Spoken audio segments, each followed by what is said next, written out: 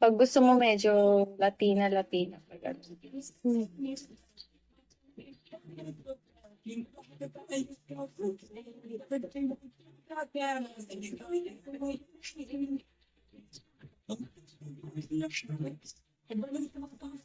Ikaw like the rain, fast, so fucking down.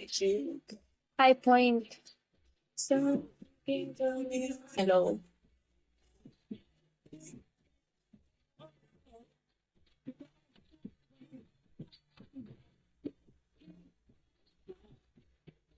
Naglalag ba ako? Hindi ko na talaga naiiwasan yung nag-aayos ng buhok.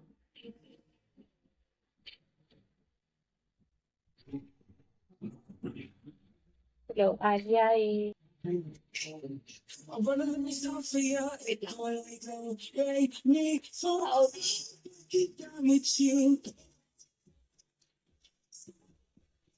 Saka, pinapaayos ko nga kay mama yung buhok ko. Wala na, nabuhol na.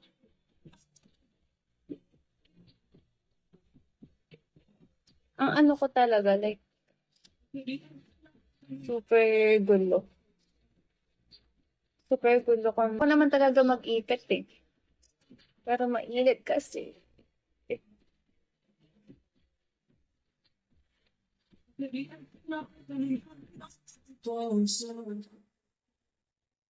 Okay, hindi ko na maayos.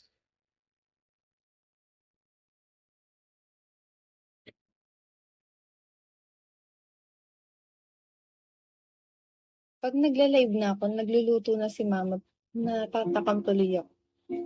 Parang nagugutom ako sa live. Wait lang nga. Ayusin ko lang yung buhok.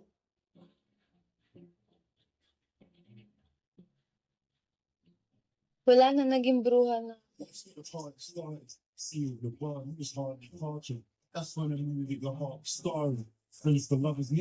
Mukha na akong bruha. If you want something, you can ask me about it. And you start laughing because you think I'm joking. Because nahihirapan na ako sa buhok ko, pero hindi ko siya kaya i-let go. Like yung magpapagupit. Hindi ko na kaya. I don't wanna cut my hair anymore. Hello, Venus. Okay na yan?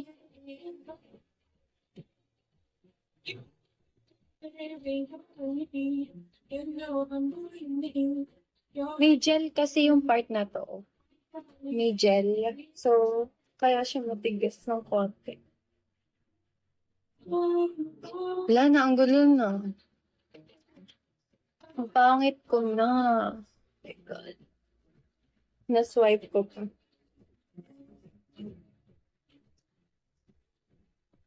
Thank you. Okay lang ba yung mukha ko? Lagi ko tinatanong yan sa mga klase ko. Next year, sali ka kaya sa Miss Bigo? Di ko kaya. Sino pala nanalo sa Miss Bigo? Di ba tapos na? Sino na yung nanalo? No, not that they never see marriages, no weddings, no wars, no challenges. I would do things differently, change the narrative. God knows you.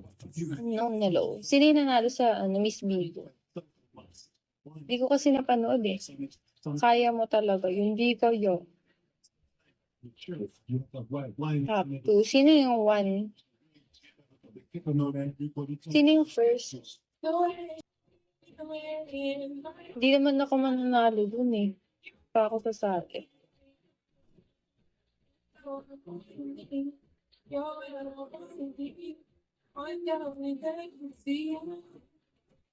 Ang hirap talaga pag gulo-gulo yung buhok, di na nakakatuwa.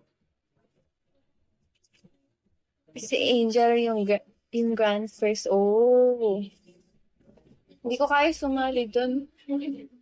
I mean,